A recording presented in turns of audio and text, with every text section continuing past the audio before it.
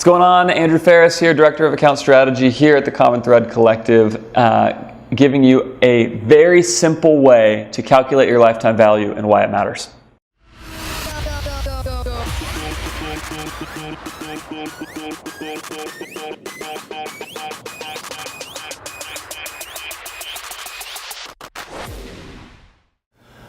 All right, so let me tell you a story. I have heard it's true, and I don't know, this could be apocryphal, but somewhere I've heard that Starbucks is willing to pay $500 to acquire a customer. Actually, I know where I heard that. I heard it from Taylor, which means I don't really know if it's true or not, but that's where it came from. That Starbucks is willing to pay $500 in marketing costs to acquire a customer, which is a remarkable thing, right? Because Starbucks charges $3.50, $4 for a drink. Their average order value maybe is $4 or $5, something like that, once you kind of factor in food. So that means Starbucks is willing to pay a huge amount of money on the front end to acquire a customer that they're only going to get a few bucks out of. And the reason that that's an interesting story, I think, is not only because, of course, it's so crazy that you could be so cash flow positive that you could even afford to do that. But even more than any of that, right, it's that we talk all the time at CTC about the fact that there's only three factors that play into making money online. And those three factors, as are pasted on a wall right across from where I'm sitting right now, those three variables are website visitors, conversion rate, and average order value.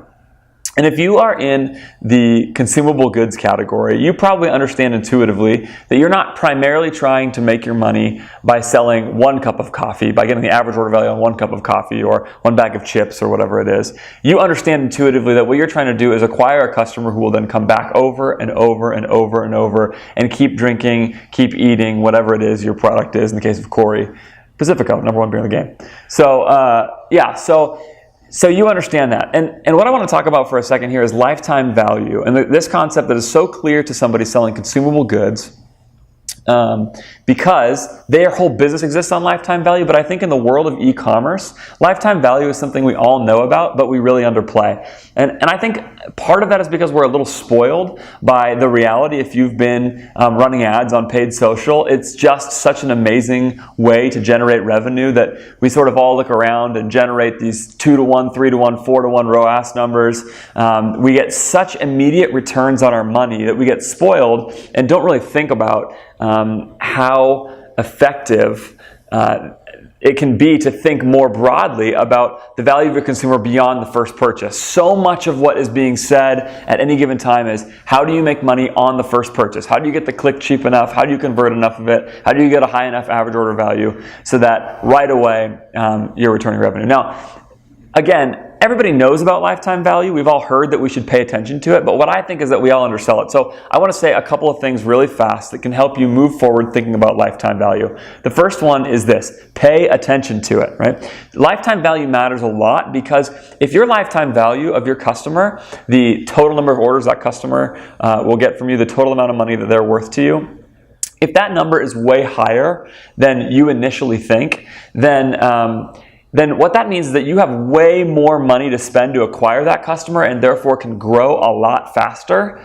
than if they're only worth one order to you, right? So if you're a company that's only selling basically one product, you've got one or two SKUs, your lifetime value may not be that high depending on what the product is, right? But for a lot of other companies, if you're in anything around apparel, where you've got a lot of different SKUs, some sporting goods, any of those kinds of things, my guess is if a customer likes your product, and I hope they do, right? Because then you've got a different problem. But if a customer likes your product, they're going to come back again and again and again. And you should be factoring that into your marketing budget along the way. Now, part of the problem with me giving you that advice, and this is number 2 here, that I'm going to tell you, is that a lot of people don't know how to calculate lifetime value, especially in the early stages. Now, you obviously aren't going to know your lifetime value if your business has only existed for 6 months. And that's another part of the problem here with this conversation, is that lots of e-commerce companies have popped up so recently that they literally don't have enough data history to know what the lifetime value of a customer is. But if you have, and I would actually even do this at 6 months because it may still tell you something interesting. But even if you've got a year, 2 years of data, you can start to get a real sense of lifetime value. And let me tell you how to calculate it really, really quickly. All right. All you need to do is export your list of orders, take all of the email addresses you have, get rid of all duplicates. So count your total number of unique email addresses. You can do that pretty easily in Excel or Google Sheets. And then divide your total revenue by your total number of email addresses, and that's going to tell you your lifetime value. So revenue divided by total unique email addresses.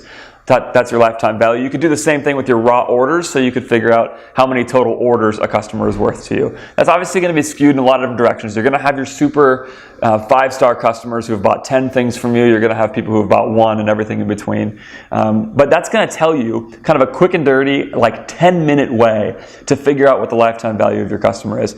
And again, that seems sort of obvious, but I think a lot of entrepreneurs don't actually take the time to really think about what that number is. That's not going to be the most careful way to get your lifetime value ever for all kinds of reasons, right? People are going to use multiple email addresses and all of that kind of stuff. But it's at least, and it's also going to lose Amazon, by the way, and some other things. But it's going to at least give you the beginning of a number of how often a customer is going to order from you. And what that will then do is produce for you new targets for how efficient you need to be in your social spend to fund your growth. And here's where it really all matters.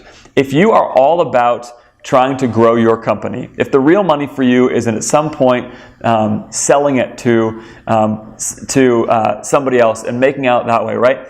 If, as opposed to just pure profitability, then you're going to you're a monster, Taylor.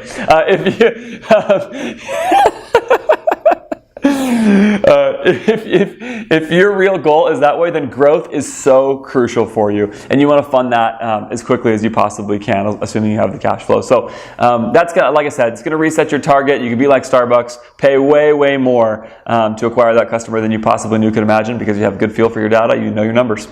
That's just notes of jealousy right there. Yeah. Sorry, Taylor, you didn't get asked to do one of these.